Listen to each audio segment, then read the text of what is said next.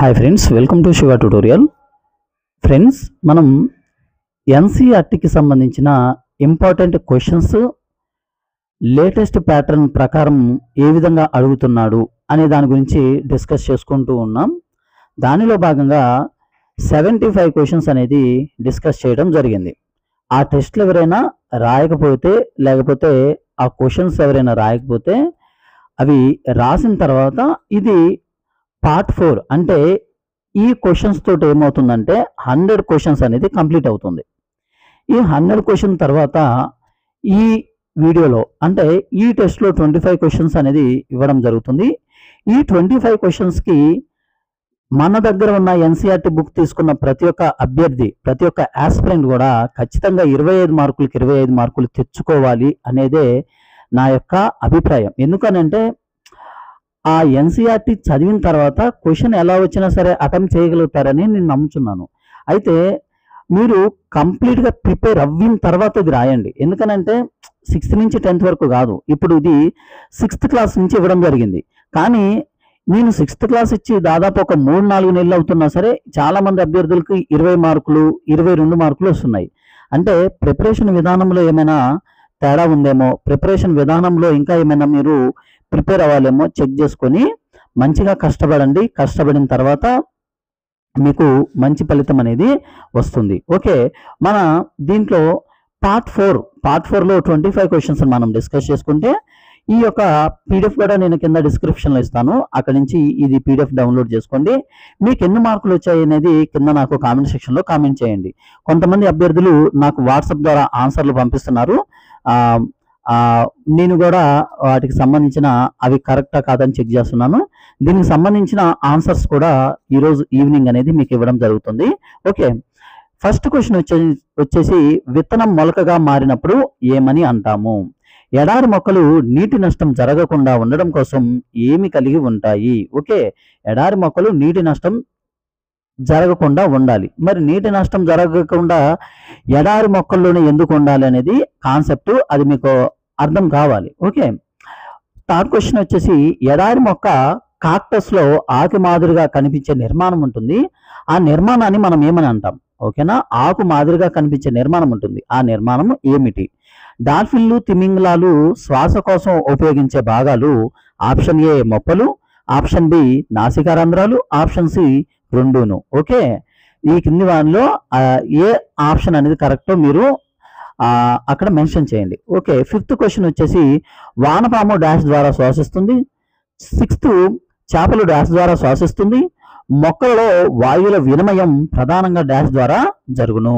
Okay, పరిసరాల్లో వచ్చే మార్పులను, చిన్న సమస్యలను ఒక జీవి అధిగమించుటకు ఒక జీవిలో వచ్చే మార్పులను మనం ఏమని అంటాము? ఒక జీవిలో వచ్చే మార్పులను మనము ఏమని అంటాము? నెక్స్ట్ వచ్చేసి మొక్కలు తమ ఆహారాన్ని తామే తయారు చేసుకునడానికి ఉపయోగించే పద్ధతి, ఆ పద్ధతి గల పేరేమిటి?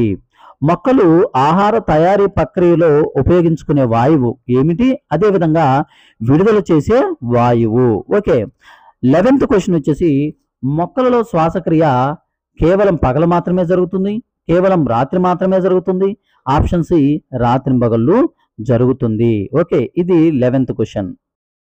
12th క్వశ్చన్ మనలను ప్రతిస్పందింపజేసే మన పరిసరాల్లో వచ్చే మార్పులను మనం ఏమని అంటాము?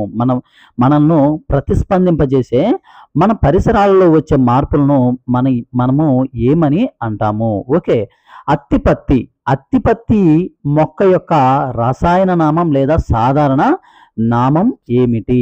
ఓకే, రాత్రిపూట చెట్టు కింద ఎందుకు నిద్రించరాదు, మరి పగలపూట ఎందుకు నిద్రించవచ్చు? ఇది కాన్సెప్ట్ తెలిసిన వారు ఖచ్చితంగా ఒక 2 లైన్లు ఎక్కువైనా పర్లేదు కానీ రాసి నాకు వాట్సాప్ అన్న చేయండి, లేకపోతే కింద కామెంట్ సెక్షన్లో కామెంట్ అన్న చేయండి.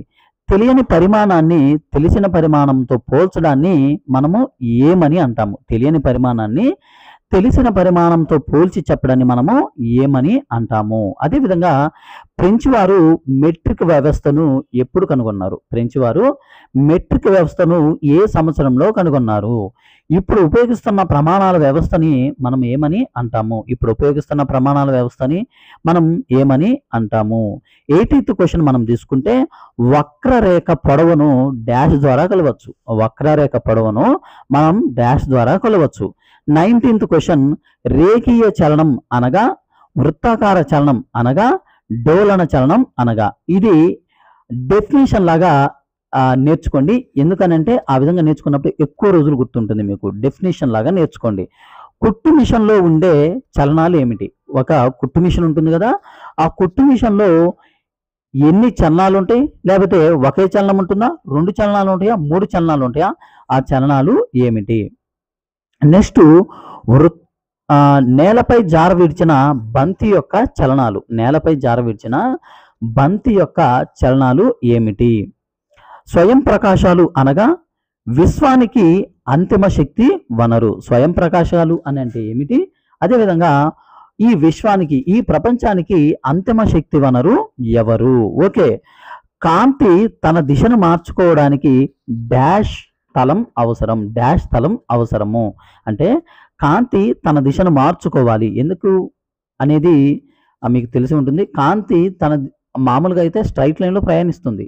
మరి స్ట్రైట్ లైన్లో ప్రయాణించే ఆ కాంతి తన దిశను మార్చుకోవడానికి ఎటువంటి తలం అవసరం అవుతుంది? ఓకే. ఇప్పుడు 25 క్వశ్చన్స్ ఇవ్వడం జరిగింది. రేపు ఇంకొక 25 క్వశ్చన్స్. ఆ విధంగా ఈ ఎన్సీఆర్టీ బుక్ మొత్తం కవర్ చేయటం, అదేవిధంగా ప్రతి ఒక్క క్వశ్చన్ కూడా మీ ముందు ఉంచడం జరుగుతుంది. Okay. All the best friends.